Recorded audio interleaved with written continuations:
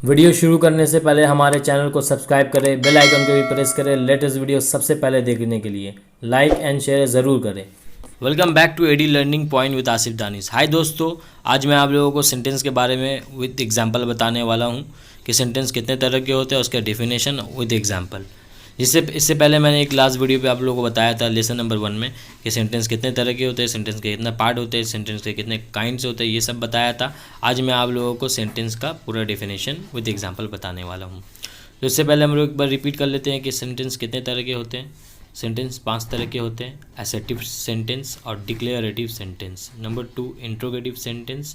Number 3 imperative sentence. Number 4 optative sentence. Number 5 exclamatory sentence. Number 1 सबसे पहले हमारे सामने आप देखेंगे ये है असर्टिव सेंटेंस।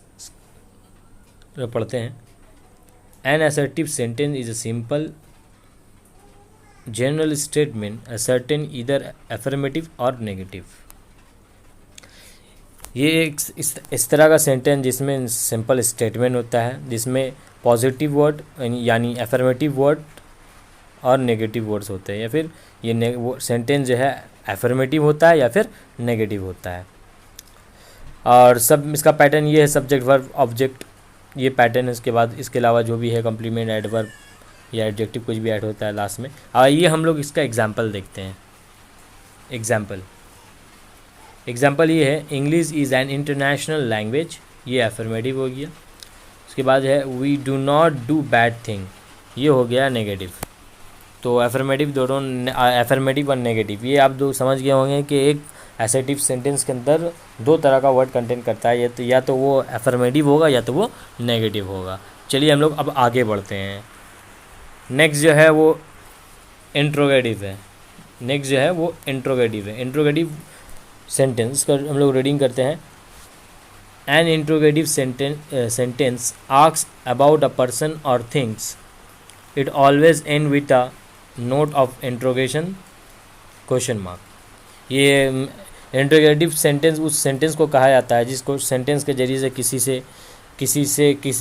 किसी लोग के बारे में या फिर किसी चीज़ के बारे में पूछा जाता हो, किसी शख्स के बारे में या किसी चीज़ के बारे में पूछा जाता हो, सवाल किया जाता हो, उसे इंट्रोगेटिव सेंटेंस कहते हैं। और वो हमेशा जो है एंड होता है क्वेश्चन मार्क से।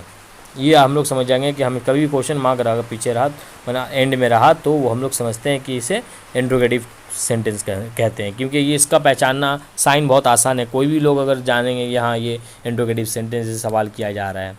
अब और बेसिस पे और इस इंट्रोगेटिव सेंटेंस दो पार्ट है, इनका दो पार्ट है, एक इंट्रोगेटिव एक मेन इंट्रोगेटिव। इंट्रोगेटिव कौन सा? जिसमें ऑक्सिलरी वर्ब का इस्तेमाल होता है। क्वेश्चन ऑक्सिलरी वर्ब के एतबार से, हेल्पिंग वर्ब के एतबार से क्वेश्चन किया जाता है, और दूसरा जो है मॉडल्स के एतबार से क्वेश्चन किया जाता है। एक हो गया, और दूसरा जो हो गया वो वर्ड्स जिसे हम लोग WHQ कहते हैं, जिसके ज़रिए से क्वेश्चन किया जाता है, वो WHQ वर्ड्स के ज़रिए से क्वेश्चन किया जाता है। तो ये दो तरह का, टू टाइप्स का जो है यहाँ पर इंट्रोगेटिव क्वेश्चन हम लोग समझ में आया कि दो टाइप का इंट्रोगेटिव सेंटेंस होता है। चलिए हम लोग एग्जांपल देखते हैं, एग्जांपल को फॉलो करते हैं।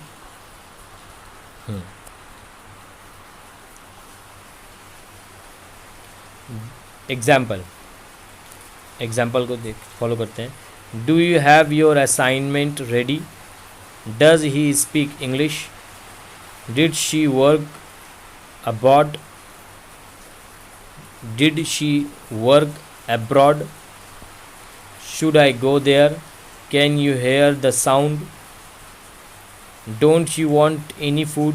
सब ये सब नेगेटिव, ये सब जो है इंट्रोगेटिव क्वेश्चन है, इसके जरिए से इंट्रोगेशन किया जा सकता है। अब हम लोग आगे बढ़ते हैं, आगे का एग्जांपल देखते हैं। अब वो सारा वर्ड जो WHQ से है, वो एग्जांपल हम लोग देखेंगे जो WHQ से शुरू होता है, माने WH वर्ड से। WHQ किसे कहते हैं? जो क्वेश्चन WHQ से शुरू होता है। For the example which, what, when, where, why, how, whom, ये सारा जो है WHQ है। अब हम लोग एग्जांपल को फॉलो करते हैं।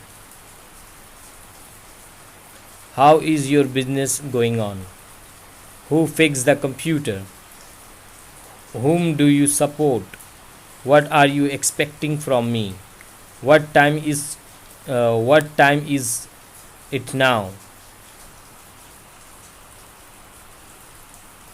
यानी what time is it now, ये सारा क्वेश्चन किया है। और लास्ट क्वेश्चन है how many people have died there, ये सारा क्वेश्चन जो है WH से इस क्वेश्चन किया जा सकता है। होप आप लोग इंट्रोगेशन समझ में आ गया होगा आप लोग का विद एग्जाम्पल। अब हम लोग आगे बढ़ते हैं। नेक्स्ट है इम्पेरेटिव सेंटेंस। इम्पेरेटिव सेंटेंस वो सेंटेंस हैं जिसके जरिए से request, command, order, advice, suggestion दिया जाता हो सेंटेंस के जरिए से। फॉर द एग्जाम्पल, अभी हम लोग एग्जाम्पल्स को पढ़ेंगे, एग्जाम्पल देखेंगे उसका। टेक केयर ऑफ़ यू, ये कमांड भी है, ऑर्डर भी है। गिव मी द पेन, ये ऑर्डर है।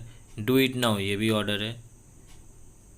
बी ऑनेस्ट, ये एडवाइस है सेंटेंस। नेक्स्ट जो है वो ऑप्टेटिव सेंटेंस है, जिसके जरिए से विश किया जाता हो या desire, prayer are expected by the optative sentence.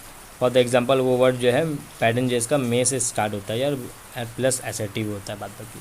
तो हम लोग स्टार्ट देखते हैं इसका एग्जांपल क्या है। May you live long, may Allah bless you, wish you all the best, long live Bangladesh. मैंने जो भी है ये सब जो है, ये सब जो सेंटेंस जो है ये ऑप्टेटिव सेंटेंस के अंदर आता है, जिससे जिस सेंटेंस के मे एंड, ये ऑप्टेटिव सेंटेंस मे या माइट से स्टार्ट होता है।